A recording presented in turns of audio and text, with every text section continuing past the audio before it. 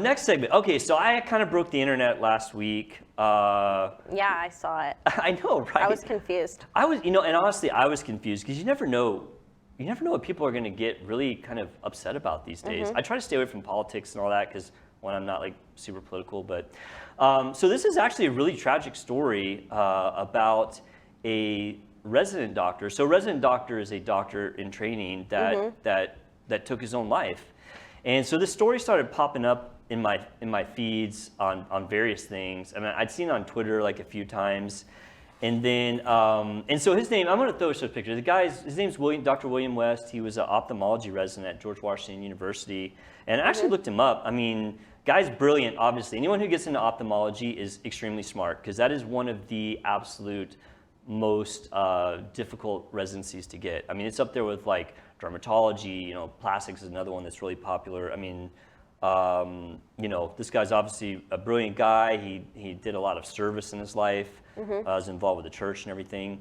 So very, very sadly, he took his own life, I guess, earlier this year, and even showing like what a good guy he was. Like some of his, I guess, I don't know if it's like a note or what he wrote, but he said he wanted to protect others.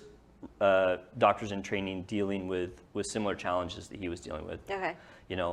Which, I mean, the guy just seemed like an all-around rock star, so it is very tragic. Anyway, so I'd seen these posts about him, like these more posts. And then I saw one post that was basically blaming his residency training for the reason that he had taken his own life. And I was like, that doesn't really sound right to me.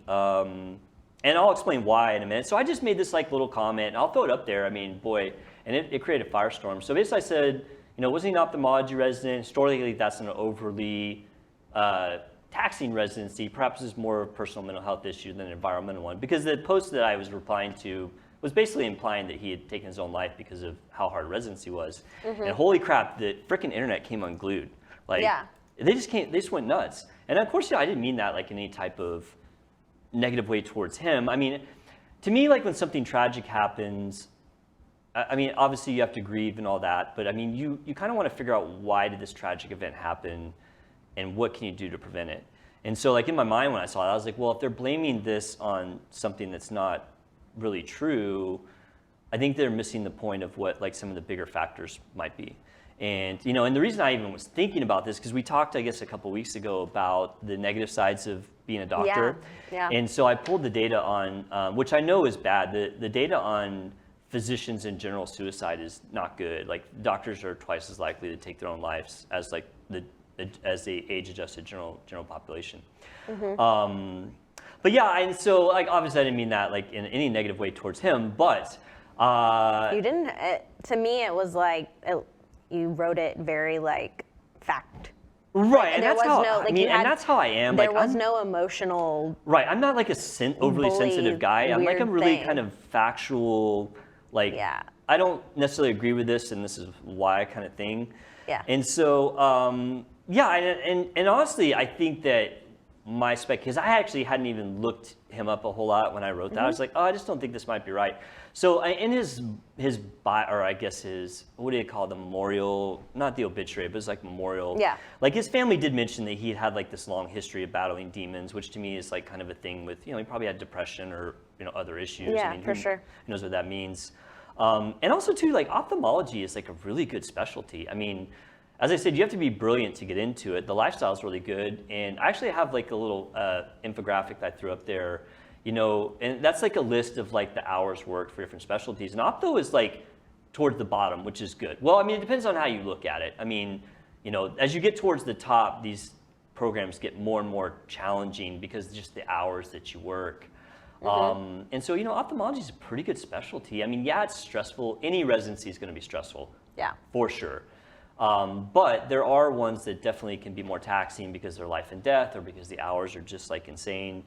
And so, yeah, I mean, like I said, I no way wanted to diminish this guy's legacy. I mean, honestly, I think it's maybe worse to say that did it when if there was something like a bigger issue behind it.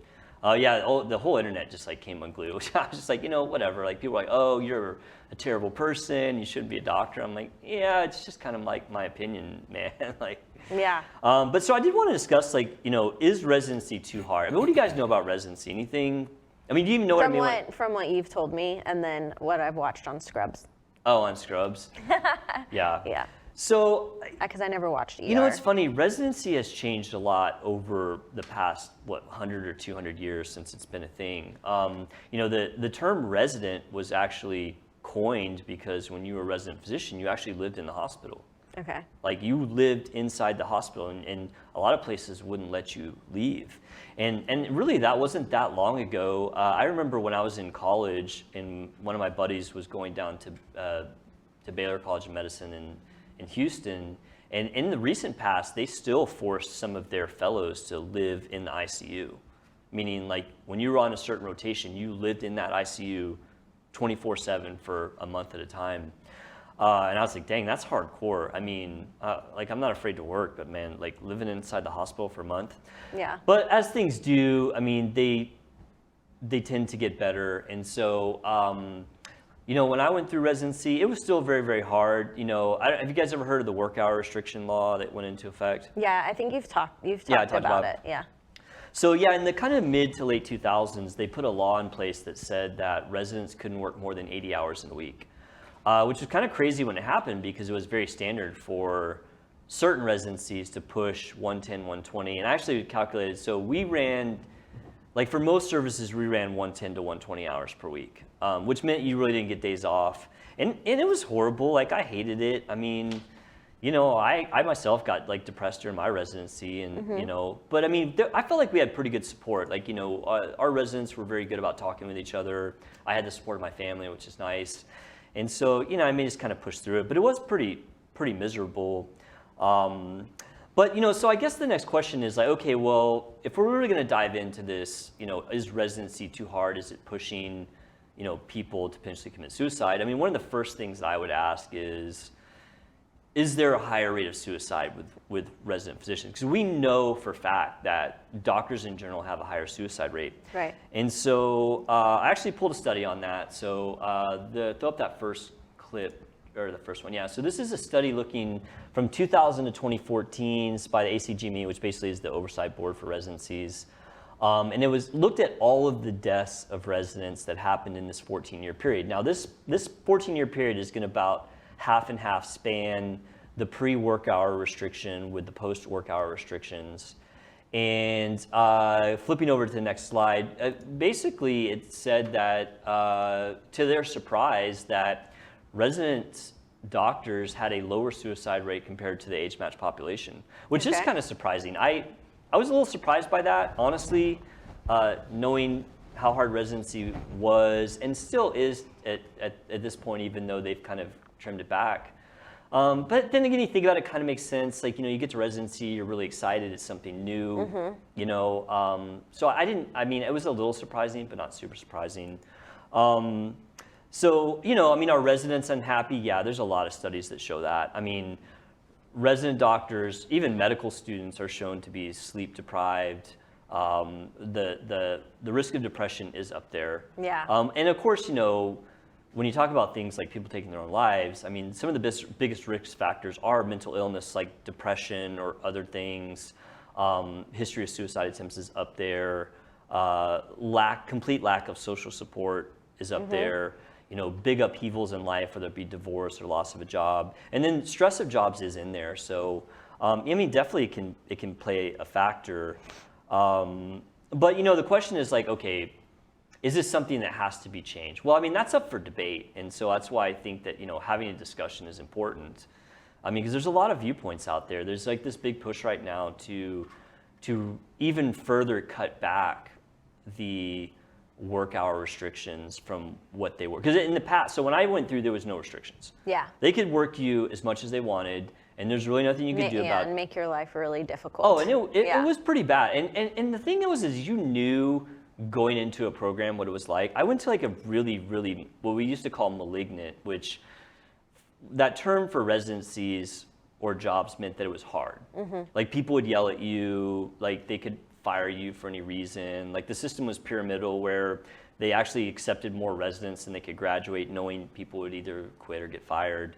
But, like, you knew that going in. Yeah. and also going into a certain specialty. Like certain specialties are known to be really hard, neurosurgery, general surgery. So someone might ask, so what's the downside of making residency easier, right? Because obviously it's not like a sadist thing. Like we don't want to make people miserable. You just want people to be prepared for what they're going to have to do. Yeah, that's it. And that's exactly it. The one thing I will say about the miserable experience that was my residency is that when I finished, like I felt I was ready for anything. Yeah.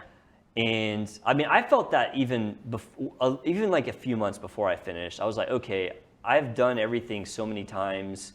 And at that point in time, you didn't always have people above you in the hospital. Like as a resident, you might be the highest ranking doctor in the entire hospital, surgeon-wise.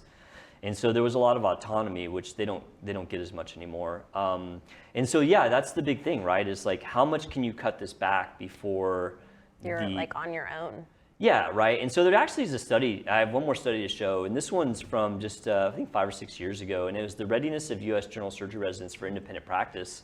And this study flat out said that residents graduating at that time in 2017 were not equipped to be on their own, which is a big change from 10 years prior. Yeah. I'd have to dig in to see if there was actually a study done in the 2000s, but I remember when I graduated and all my co-residents were the same. By the time we got to 5th year, we felt like we were coasting. When did this guy, was he still a resident, or how long was he I think he was program? Like a 3rd year resident. How many do you have left? So ophthalmology is like a prelim year and then 3 years of opto. So it's like a 4-year total. So he had like a year left?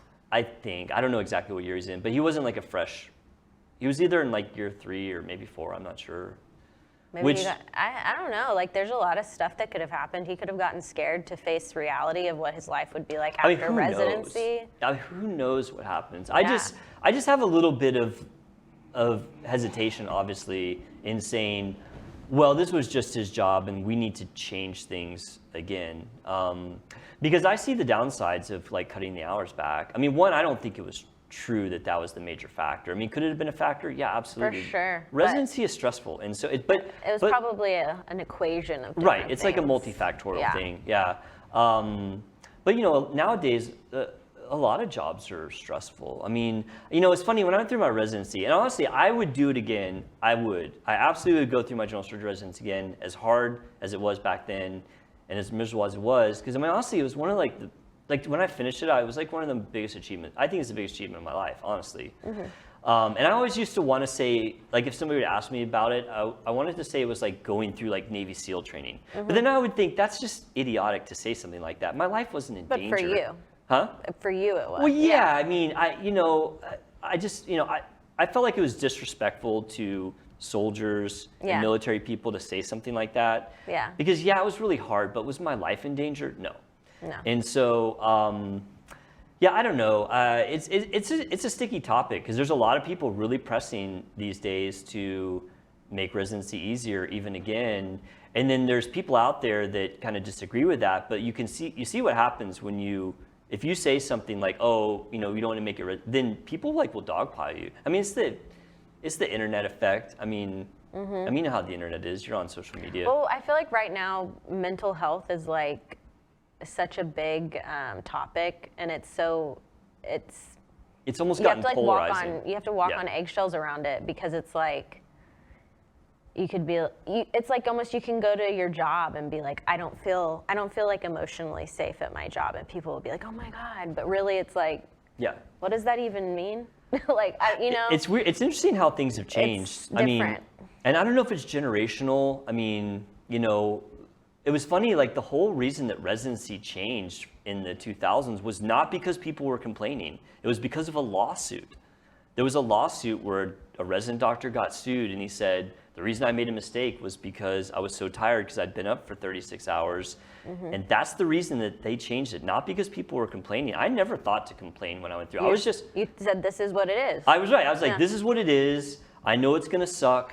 I feel like it's going to be worth the suck. That's like somebody's complaining about a marathon after they already did it. Or like when they started it. Yeah. Or like going into it. Yeah. Yeah. They're like, oh, I signed up for like this really big marathon. And then while they're doing it, they're like, I blame you for my my torn muscle. Yeah. I don't know. You signed up for it, bro. I don't know what's going to happen. I mean, honestly, it doesn't affect me directly. I just kind of weigh in on stuff because I know a lot about residency. I mean, I did 8 years of residency and fellowship. And I still, I don't have residents directly under me, but they work at the hospitals I work at. So I talk to them about, what they're doing. And I mean, it's an interesting topic, and I'm not sure that there's any right answer. I mean, obviously you don't want people to be miserable, but at the end of the day, you want people to be confident when they come out. And there's some data showing now that people aren't, and I think that that's changed. Yeah, but I think. Yeah. And I think at the end of the day, like the biggest thing is, I mean, this is a tragedy. That guy, I mean, took his own life, and that. I mean, there's nothing positive you can say about that. And I think the biggest thing, and like he wanted to do, is make sure it doesn't happen to other people. Yeah. But yeah, it's a sad story. I hate that. I mean, it's just to see somebody with all that potential do that, it's just heartbreaking, really. Yeah. So sad stories. But anyway, that's why I broke the internet. Yeah, I was concerned. I was surprised. I was gonna text you, but I was like, you're probably trying to forget all about this and focus on I'm happy to family engage with people on social media, cordially. I mean, I like to debate things. I mean, it's in my nature to talk about stuff. So if people want to talk about stuff, I'm like, yeah, I'm game. I mean, all the people who are like assholes about it, I mean, seriously, they can piss off. Like, I mean, people like try to cancel you for having an opinion. It's just BS, in my opinion. Yeah. I mean, obviously no one's like dogging this poor guy. I mean, it's just like discussion about the topic. Yeah. But, how people are. It's just, people are weird these days. I guess, or maybe I'm just getting old. No. I'm not getting old? No. Okay, all right, thanks, Sarah.